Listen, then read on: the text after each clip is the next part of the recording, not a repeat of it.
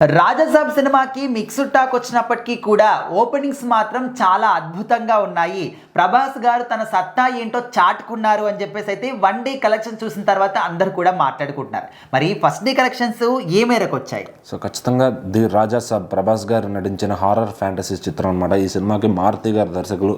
So మరి ముందుగా కూడా అంటే మొదటి షో నుంచే కూడా మిక్స్డ్ టాక్తో కొంతమంది బాగుందని కొంతమంది బాగాలేదని, మారుతి గారు సరిగ్గా హ్యాండిల్ చేయలేదని రకరకాలుగా అంటే ఒక ఆన్లైన్ నెగిటివిటీ అనేది ఈ మధ్యన ప్రతి సినిమాకి ఎక్కువైపోతుంది అనమాట.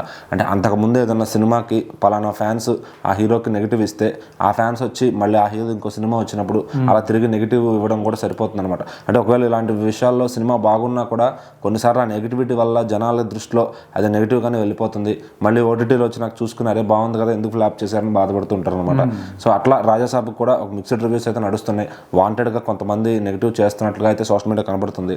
మరి దీని కలెక్షన్లు ఎంత ఏ విధంగా వచ్చాయంటే కనుక ఎస్టిమేటెడ్ బాక్స్ ఆఫీస్ చూసుకుంటే కనుక నైజాంలో 22 కోట్ల గ్రాస్, అలాగే ఏపీ తెలంగాణ మొత్తం కలిపి దాదాపు 60 కోట్ల రేంజ్లో గ్రాస్ వచ్చే పరిస్థితి కనిపిస్తుంది. అలాగే ఓవర్సీస్ మొత్తం కలుపుకుని ఏదైతే పాన్ ఇండియాలో రిలీజ్ అయింది కాబట్టి అటు నుంచి ఒక 30 నుంచి 40 కోట్లు వచ్చే ఛాన్స్ ఏదైనా కానీ 100 కోట్ల మేరకు పోస్టర్ అయితే వస్తున్నట్లుగా భావిస్తున్నారు. మరి ఇంకా ప్రొడ్యూసర్స్ డే 1 పోస్టర్ ఎంత వచ్చింది ఏంటనేది వాళ్ళు డీటెయిల్స్ ఇవ్వలేదు. కానీ సో ట్రేడ్ వర్గాల అంచనా మాత్రం నియర్లీ ఇది 100 కోట్ల బాక్స్ ఆఫీస్ టచ్ చేసిందని అంటున్నారు. సో మరి అంత టాక్తో కూడా అంత నెగిటివ్ టాక్తో కూడా ఆ రేంజ్ వసూలు చేసిందంటే కేవలం ప్రభాస్ గారి స్టామినా అనమాట.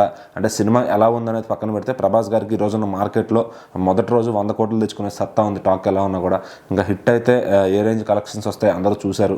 సో మరి నెక్స్ట్ ఇంకా రాబోయే ఫౌజీ అండ్ స్పిరిట్ సినిమాలకి ఓపెనింగ్స్ ఎలా ఉంటాయి అనేది మన ఊహలకు కూడా అందదనమాట. సో అది 150, 200 ఇంకా 300 కూడా వెళ్ళిపోవచ్చేమో అనే రేంజ్లో అయితే ఆ సినిమాలకు ఓపెనింగ్స్ వస్తాయి. వాటి రిలీజ్ స్పాన్ కూడా పెద్దగా ఉంటుంది. సో మరి ఇక్కడ నిర్మాత పీపుల్ మీడియా ఫ్యాక్టరీ ఎవరైతే విశ్వప్రసాద్ గారు ఉన్నారో కొంచెం సినిమా రిలీజ్ చేయడంలో కొంచెం వెనకబడ్డారనే అర్థమవుతుంది.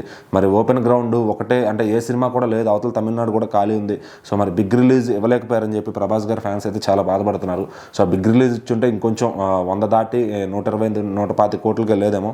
సో మరి చూడాలి ఓవరాల్గా నిర్మాతల నుంచి ఎంత సైడ్ పోస్టర్ వేస్తారు ఏంటనే.